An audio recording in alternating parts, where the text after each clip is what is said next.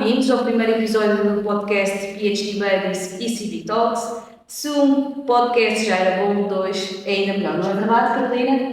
E no primeiro episódio vamos falar sobre a nova era da eficiência, produtividade e networking no século XXI.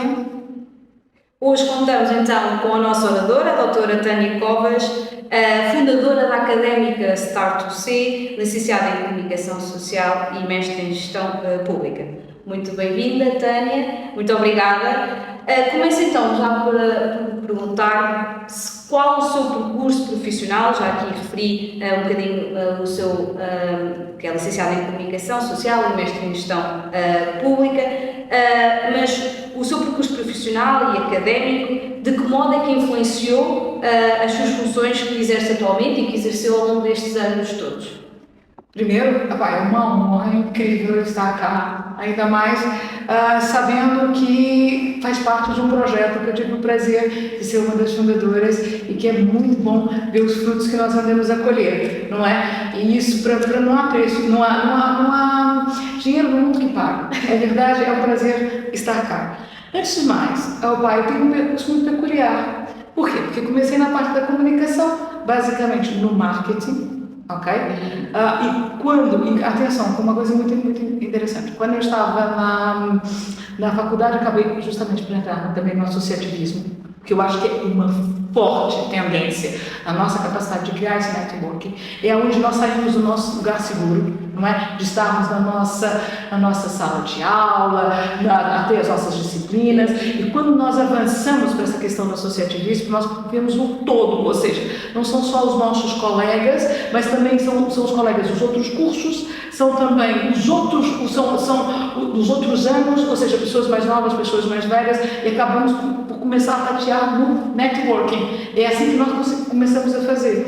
E foi fundamental, e eu lembro que na minha época específica existia uma grande festa em São Paulo, que era justamente da nossa arquirrival, que era a Fundação Getúlio Vargas, e nós criamos uma festa só nossa, que era justamente para bater de frente com eles, não é? E eu lembro de já no primeiro ano ter sido um grande sucesso, foi mesmo um grande sucesso, tanto é que quando eu deixei a faculdade, nós fizemos obviamente a proteção da marca e demos de presente a faculdade para que as gerações futuras acabassem por continuar com essa tradição. E eu fiquei muito feliz em poder ir à 20ª edição da festa em que eu tinha estado na primeira, não é? E acho que isso faz muita diferença. Isso tudo para dizer o quê? Que depois já comecei com esse bichinho do networking, não é? De fazer essas ligações. Depois, fiz um MBA também em Gestão Estratégica da Informação e do Conhecimento, e esse MBA foi muito importante para perceber qual era o poder das tecnologias de informação ligada à questão das redes, ou seja, eu trabalhava mesmo com data mining, data warehouse, que era aquela questão não só de ter a informação, mas de lapidá-la, não é? E isso foi muito importante. Depois, acabei por fazer o mestrado em Administração e Gestão Pública, numa área que era muito interessante, que eram as políticas públicas na área no setor da saúde, basicamente das células estaminais, do cordão umbilical, e como isso estava diretamente envolvido na liberdade ou não das mulheres. Rapidamente, para que vocês tenham uma ideia, a área de atuação foi no mercado italiano. Em Itália é proibida a criopreservação privada, só é permitida a pública, só que mulheres com mais de 34 anos não podem fazer. Okay? Então, justamente, foi provar que entre as mulheres de 34 anos e as mulheres de 42 anos não haviam diferenças que pudessem ter esse bloqueio. Okay? E acho que é muito importante nós termos essa visão da inclusão, da igualdade para todos, independentemente de gênero, de sexo, de idade. Depois, como já estava cá em Portugal, justamente no mestrado, e o tema vem justamente de encontro a isso, comecei a trabalhar numa empresa que estava associada à crioestaminal, que era justamente células do cordão umbilical, trabalhava muito no mercado italiano, daí no IBM. Exatamente. Daí essa questão toda do tema da dissertação. E eu estava justamente no Biocant. Essa empresa ficava no Biocant, para vocês verem a importância da rede, não é? E quando eu estava no Biocant, eu recebo uma coisa muito boba, um e-mail a dizer que havia aberto uma vaga de bolseira para parte do ecossistema de inovação da região centro de Portugal, que era liderado pela Universidade de Coimbra. Ok?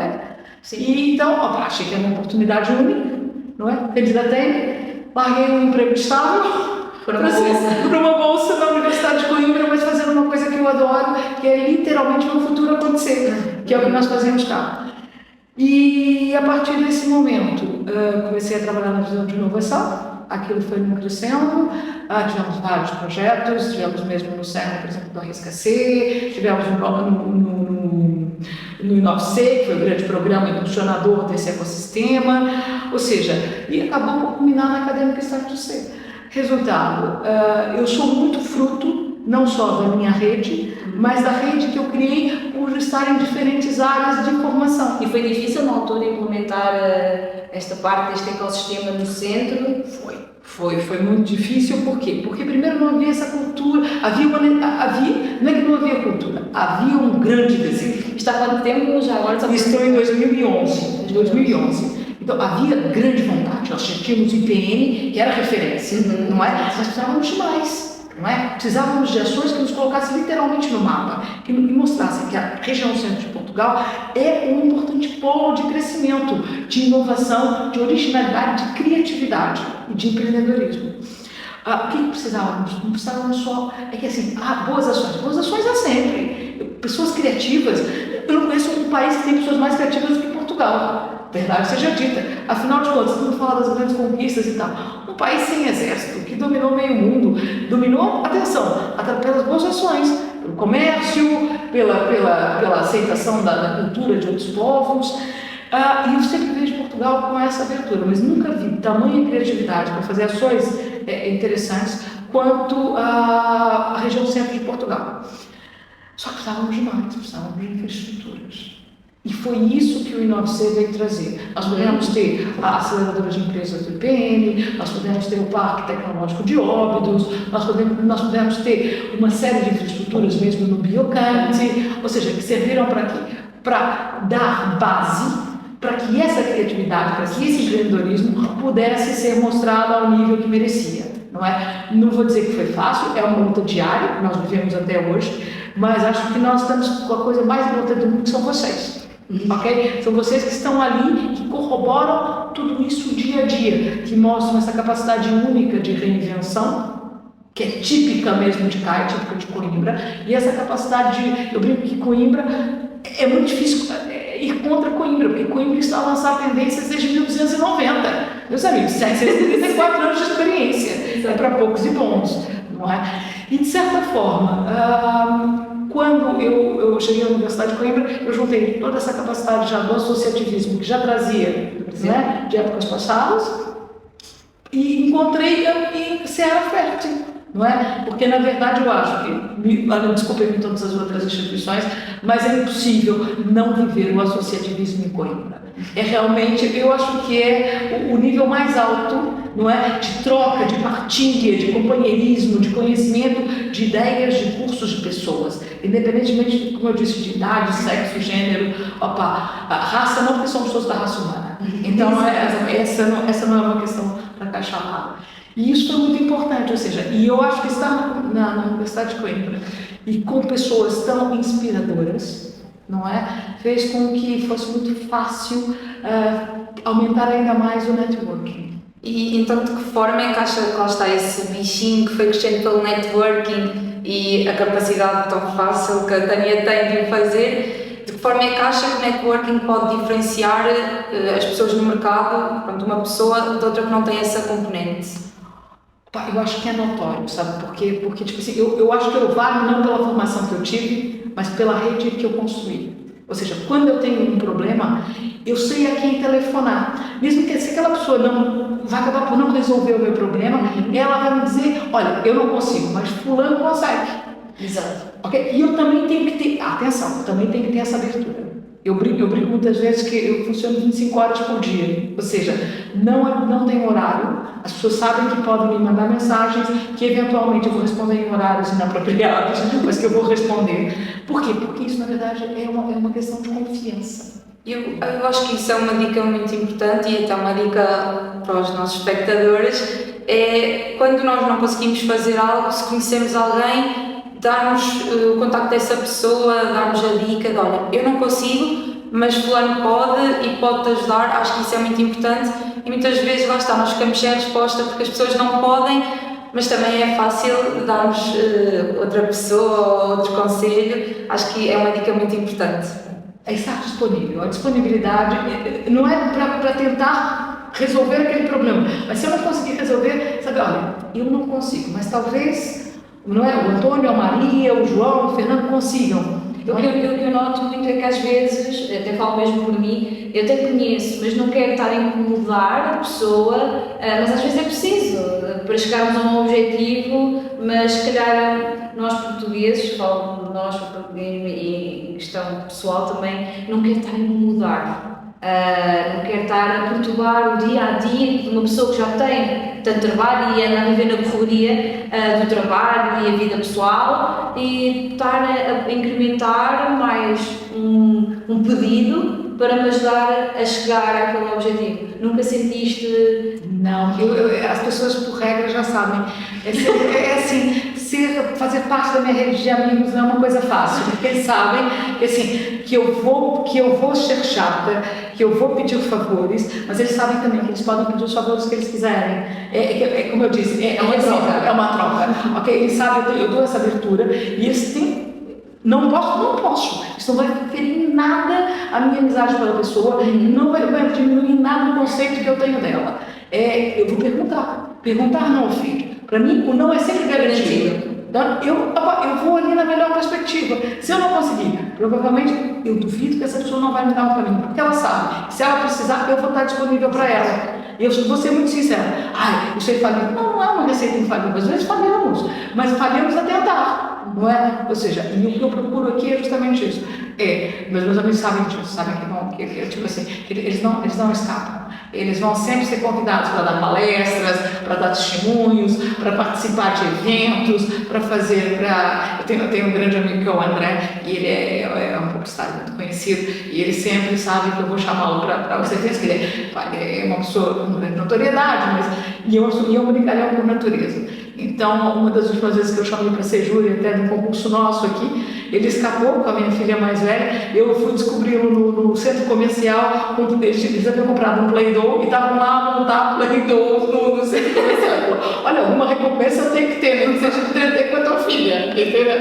Quer dizer, é sempre nesse espírito do quê? Da proatividade, da participação, da troca e do conhecimento. Porque, na verdade, o que essas pessoas estão nessa rede é saberem que vão ter não só mais conhecimento, porque se precisarem de ajuda, eu vou estar lá para ajudar, como também vão ter essa capacidade de, se eu precisar tirar uma dúvida, se eu tiver que fazer uma ligação que ainda não consegui entre determinados parceiros, se eu não conseguir, eu provavelmente vou tentar encontrar alguém que possa ajudar. Então, isso não tem preço. Achas que o facto também de mostrar que estás disponível é uma estratégia eficaz para ter esta rede de contacto? E quais outras estratégias eficazes para manter esta rede de contacto que tens tão grande? Eu acho que o grande segredo primeiro, redes sociais é super importante, tá bem? É super importante, é fundamental. Mas é fundamental o quê? A minha rede social, de pessoas que eu conheço, ou então de pessoas que conhecem pessoas que eu conheço. Terem números, só para dizer eu tenho seguidores, ou eu tenho 30 mil amigos. Eu não tenho 30 mil amigos. Não tenho, ninguém quer ter 30 mil. Sabe, um dia eu vou ter 30 mil amigos. Mas o que eu tenho são pessoas em que eu posso confiar, que também têm redes, e no final das contas eu devo ter milhões de amigos, porque nas redes de cada um eu vou multiplicando. Usar todas. Está a distância de uma pessoa de conseguir algo. Exatamente, a questão dos graus de proximidade. E eu acredito muito nisso, eu acredito em que, mas essas pessoas conhecem-me, sabem quem eu sou, e o mais importante, eu acho que tem 3 coisas que são importantíssimas, que é disponibilidade, fiabilidade E capacidade de atualização.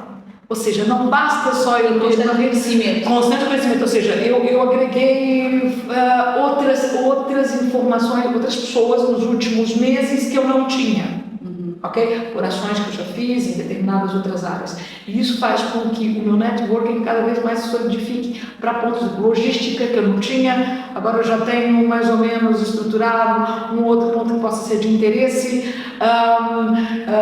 Creators Economy, que é uma área que me interessa muito, que já temos agora algumas parcerias mais sólidas, ou seja, é estar em desenvolvimento com o próprio mercado. Ou seja, se hoje é importante, se há 10 anos atrás era importante muita questão da sustentabilidade, da sim, não é sustentabilidade, mas hoje já é uma realidade. Já está a prever. Agora, nós sofremos com um problema sério que é justamente da questão do Creators Economy, porque nós temos conteúdo, nós temos muito boas pessoas que conseguem passar esse conteúdo, não é? Mas não necessariamente dominam os meios para passá-lo.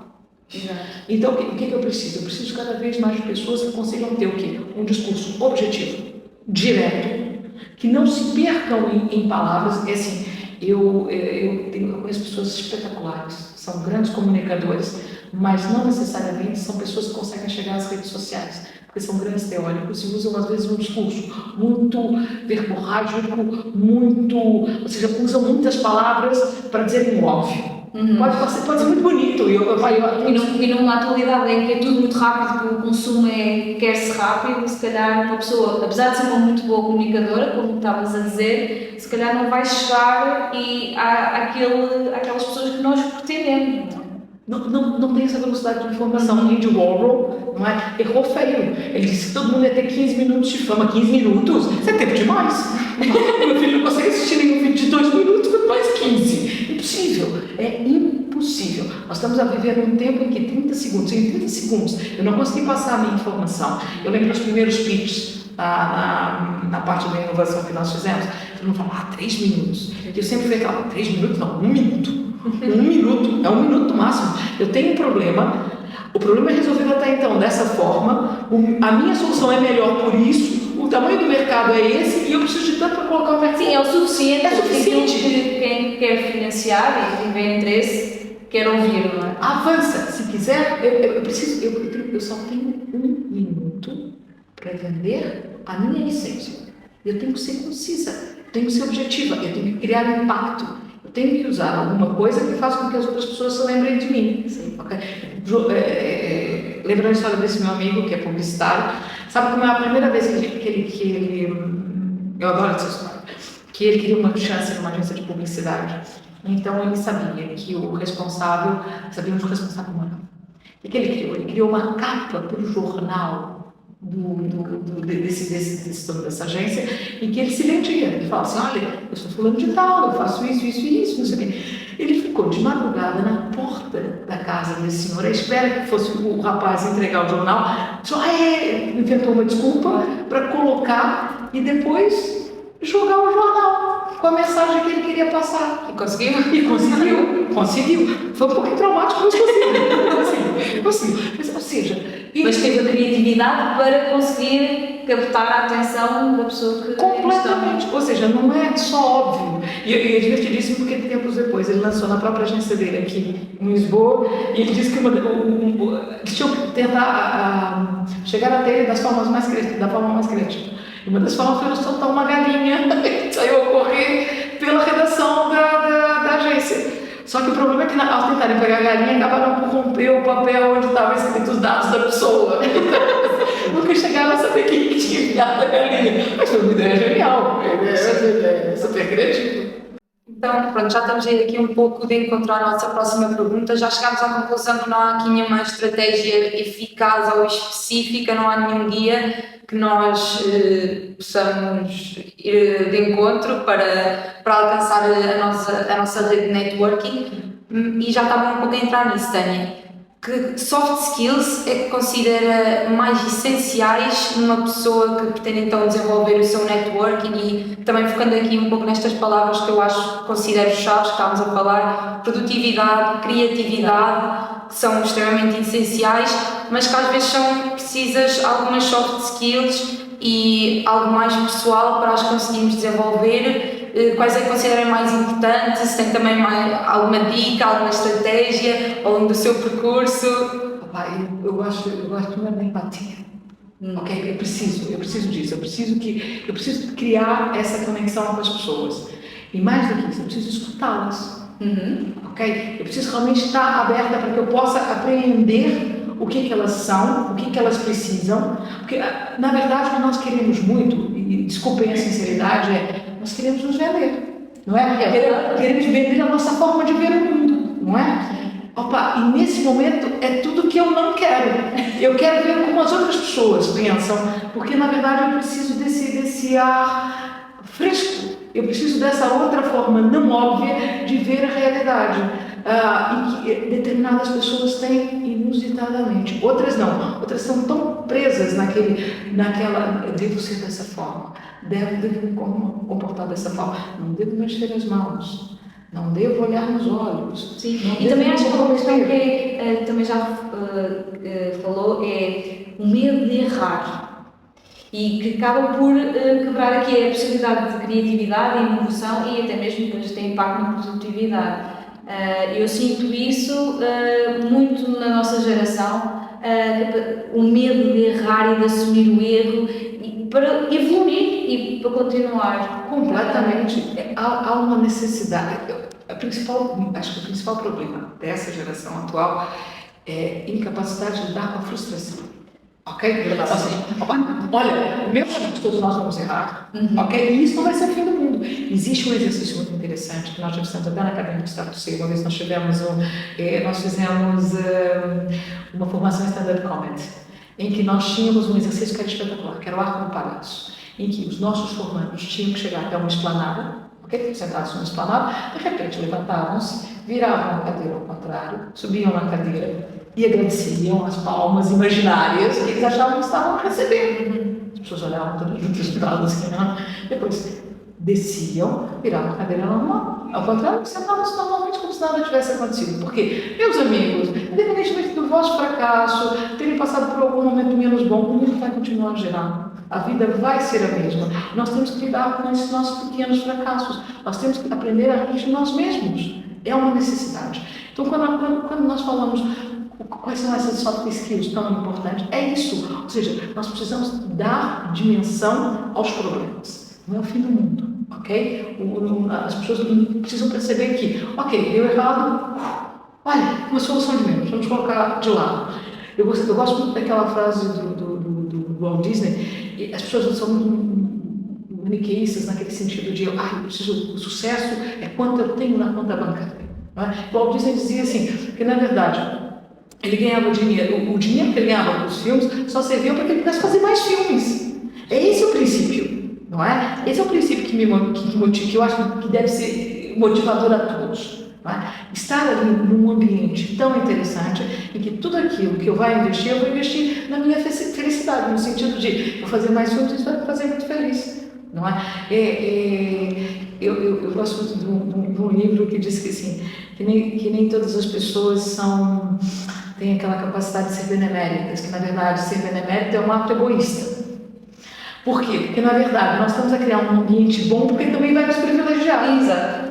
Então, tipo assim, sendo egoísta ou não, eu não sou uma poliana de olhos cor-de-rosa que acha que a vida é perfeita, não é por aí. Mas eu acredito que se nós conseguirmos criar um ambiente no qual haja essa troca respeitosa, vamos ter concorrentes, vamos ter competidores, vamos ter pessoas, mas essa é a beleza da vida também. E aprender com a concorrência, não é? Para melhorarmos também e levarmos à frente o nosso objetivo. Isso até vai ao encontro de uma conversa que estávamos a ter no outro dia, quando estivemos aqui todas juntas, em que estavam aqui a partilhar um pouco as suas histórias, e houve uma das convidadas que disse que quando iniciou o seu percurso profissional tinha algum medo às vezes ir para certas reuniões ou conferências de como é que é vestida e depois ia lá chegar para as pessoas como é que eu vou agir, e isso bate um pouco nessa questão da frustração, de nós temos medo de errar. e então queríamos também saber se a Tânia tem assim alguma dica que acho que é essencial para quem vai começar o seu percurso profissional e então tem medo de dar este first step, aqui introduzindo o inglês, este first step do networking, ou tenho medo de errar, ou não sei se consigo, se eu vou falar com aquela pessoa e ela me responde mal, o que é que eu faço? Não sei, tem alguma dica que acho que é essencial? Eu sei que a Tânia sempre foi uma pessoa super aberta, mas também deve ter tido assim, algum percalço inicial, algum obstáculo.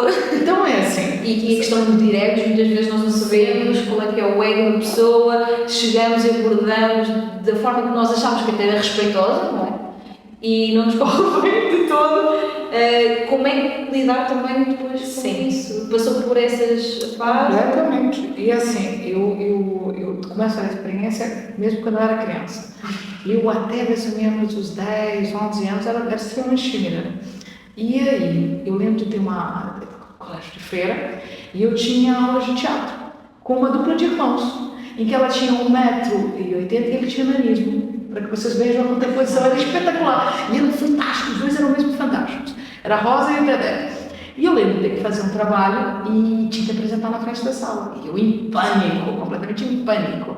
E ela sentou comigo e falou assim: ó, Tânia, é assim, eles vão rir de qualquer jeito.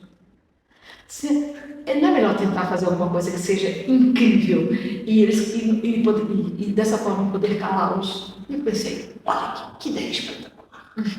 Falei: tá bem, vou fazer. E tentei. Olha, que correu muito. Correu mesmo bem. Mas daí nunca mais parou. E eu assim: uau, que coisa sensacional. E achei mesmo bacana, achei mesmo sensacional.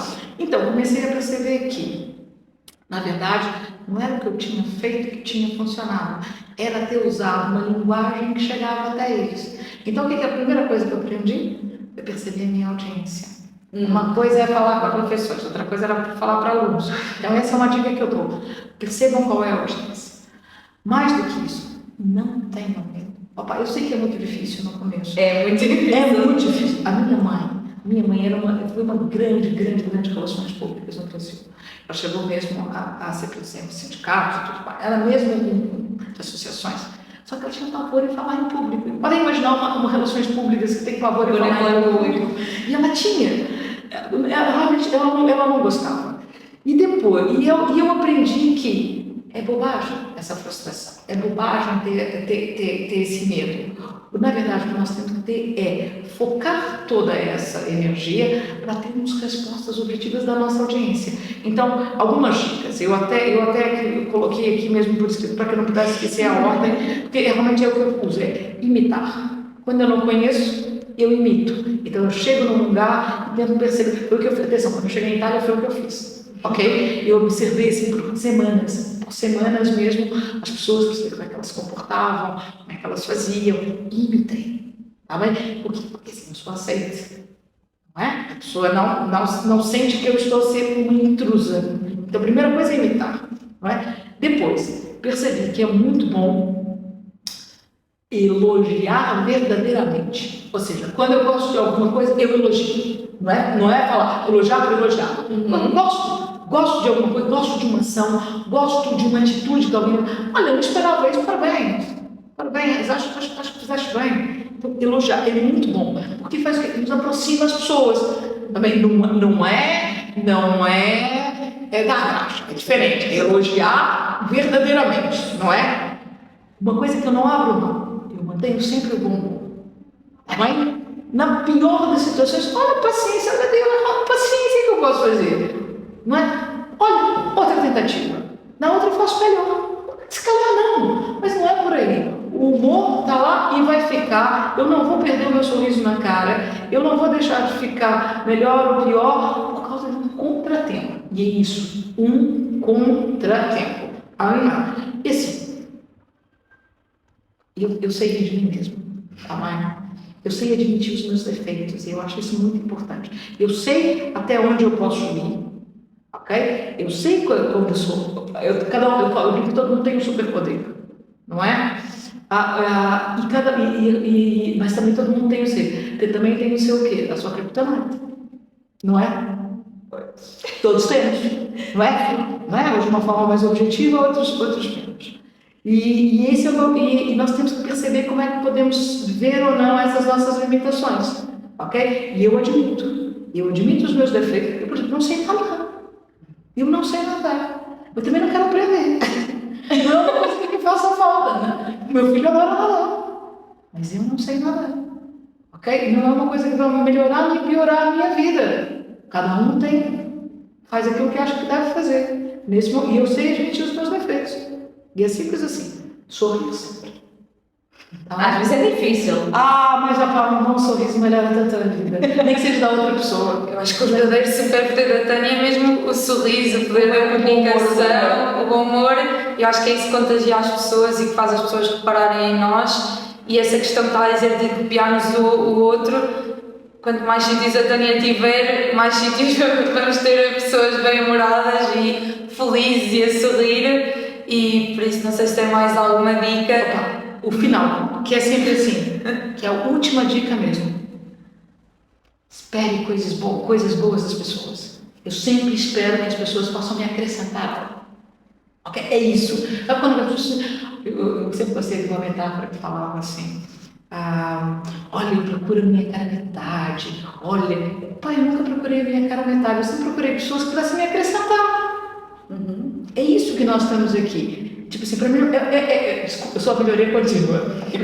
Não quer dizer que eu vou chegar a algum lugar, mas que eu vou morrer tentando, eu vou. Ou seja, eu espero que a cada ano, que a cada oportunidade, eu possa ter algo novo para aprender, alguma coisa nova para me deslumbrar. E eu sou sincera, eu parecia uma criança uma semana atrás, porque ia ser lançado o último livro do Gabriel Garcia Marques.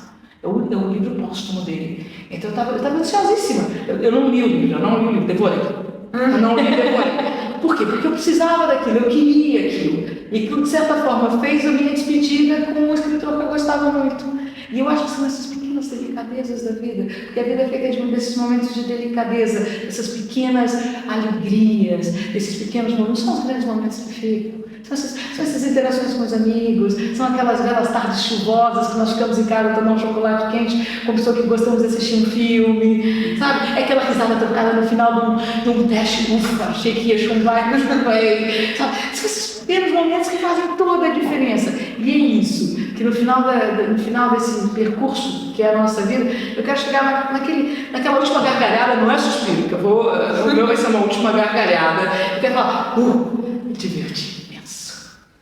Pronto, e aqui, Tânia, agora olhando para o futuro, qual é assim o objetivo que gostava de atingir nesta rede de contactos, deste networking, de inovação, empreendedorismo, assim, o seu top one de meta para a sua vida no futuro? Nessa rede mais importante, nós estamos, na verdade, acho que estamos todos na mesma sintonia, que é, nós percebemos que, ao falar tanto de inovação, tanto de empreendedorismo, nós percebemos que já íamos um pouquinho mais adiantados, ou seja, nós já pegamos uma faixa etária já quase praticamente adulta, não é? 17, 18, 19, 20 anos, não é? É preciso regredir, ou seja, nós precisamos ir mesmo aquelas crianças de 3, 4 anos, não é ensinar isso, não, eu quero simplesmente, como você sabe muito bem, eu acredito que todo mundo diz pensar fora da caixa, eu não acredito na caixa, eu acredito que nós colocamos os nossos próprios limites, não é? E eu quero que essas crianças percebam que elas não têm limites no sentido de criar, de sonhar. Sabe, eu tenho uma frase que eu já falei antes aqui, que é do Quincy Jones, que ele fala assim, eu não posso aproveitar uma oportunidade se eu não tenho esperança. Então, se aquelas crianças não acreditarem que elas são suficientemente criativas, boas, inteligentes, elas não vão aproveitar oportunidades que vão aparecer na vida delas. E eu quero que elas percebam que elas são simplesmente incríveis, fenomenais, cada uma tem o seu superpoder. Provavelmente vão saber nadar muito melhor do que não sei. Não é? Ou seja, cada uma tem essa capacidade. E nós chegamos a essa conclusão que cada vez mais é necessário inspirá-las no sentido de que elas possam encontrar as verdadeiras vocações. Sim, ok? E isso é muito importante. Eu não quero essas crianças formatadas, programadas a dizerem, eu não posso. Mas quem disse? Ninguém disse que tu não consegues. são colocadas numa caixa fechada e sem pensar, e é aquilo que a Tânia estava a dizer. Nós falamos muito de inovação e empreendedorismo, se calhar é com um público já com os seus 18, e que às vezes mesmo assim já é muito difícil de mudar o shift a estas pessoas, e por isso temos que começar antes, para que também mudando esta mentalidade de que a pessoa pode, ela consegue, também tornamos as pessoas mais felizes no seu trabalho e atingir os seus objetivos da melhor forma. Muitas vezes é isso que eu sinto, se calhar nós somos fechados numa caixa e dependendo da área que estamos, se calhar foi passado durante tempo, se calhar na área da saúde até consegues inovar, mas vamos para as áreas das ciências sociais, se calhar és fechada numa caixa, não se fala tanto de inovação e empreendedorismo e cortam-te um bocadinho as asas para voar na área, e a capacidade de empreendedorismo e inovação é transversal a todos e todas as áreas. É fazer com que as pessoas possam abrir os olhos. Por exemplo, eu tenho projetos tão interessantes. Tem um projeto que foi premiado agora no Portugal Inovação Social. Premiado não, financiado. No qual eles descobriram que as crianças tinham muita dificuldade de estudar em casa, porque crianças que os pais não tinham condições, não tinham um lugar próprio de estudo. Então foi criado um projeto cantinho de estudo. E simplesmente arquitetos, decoradores de interiores iam a essas casas, remodelavam espaços para que essas crianças pudessem ter aquele momento, aquele lugar em que elas pudessem estudar. Vocês não imaginam o impacto que teve isso no rendimento escolar dessas crianças? Quer dizer, coisa simples, não é?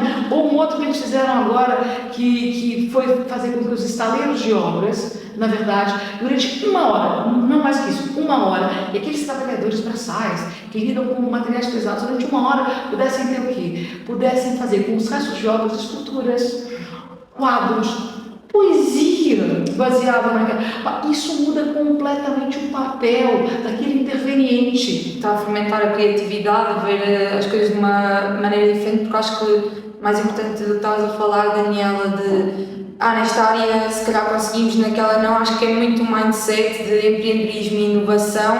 Se tiveres lá está esse mindset desde muito cedo, facilmente depois vais chegar à minha idade e à tua e ok, estou pronto para tudo, nada me vê-se, e não vamos cair nesse medo de erro ou frustração.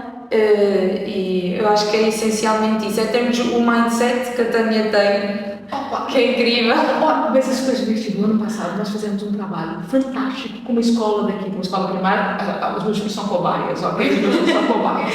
Em que nós colocamos justamente as crianças de 7 anos na época a falar assim: imaginem Coimbra quando vocês tiverem 25 anos, ok? E eles têm desenhos incríveis. Eu tenho uma animação stop motion em que as crianças imaginam foguetões com a torre da universidade, com dinossauros, com árvores por toda a cidade, flores, com grande tecnologia. Ou seja, é fazer com que elas pensem no futuro que elas querem para elas e para os outros. Já há 20 anos atrás começou a falar da sustentabilidade e agora é um dos temas principais. Exato. Quem sabe se daqui a 20 anos não vamos ter aqui uns foguetões. Essa é a ideia, não é? Eu acho que esse é o princípio. Acho que podemos finalizar, eu acho que tiramos daqui umas boas ideias, dicas, estratégias e, portanto, quero agradecer à Daniela e estarmos aqui. Obrigada à Tânia estarmos aqui nesta união de CV Talks e PhD Buddies, mas principalmente à Tânia por ter disponibilizado um pouco do seu tempo e estar aqui mais uma vez a ter esta conversa que nós consideramos tão importante. Eu é que agradeço. E, portanto, queríamos aqui dar-lhe uma pequena lembrança. Muito obrigada, podcast. Muito, olha, vai para a minha mesa. Vai mesmo para a minha secretária. E queríamos também agradecer ao nosso cameraman, ao Tomás Rodrigues, e às nossas equipas que também nos ajudaram aqui na organização e a pensar no tema, no episódio em si, e contamos então com os restantes episódios do podcast PhDs. Muito obrigada. Foi um prazer enorme. Eu fico só com uma frase que eu acho que é importante. Tem um grande escritor brasileiro, Fabiano Suassuna, e ele diz assim: o pessimista é um chato, o otimista é um tolo. Eu sou um realista esclarecido. Realista esclarecida, muito obrigada pela Obrigada, Jorge. Obrigada. Obrigada. Obrigada.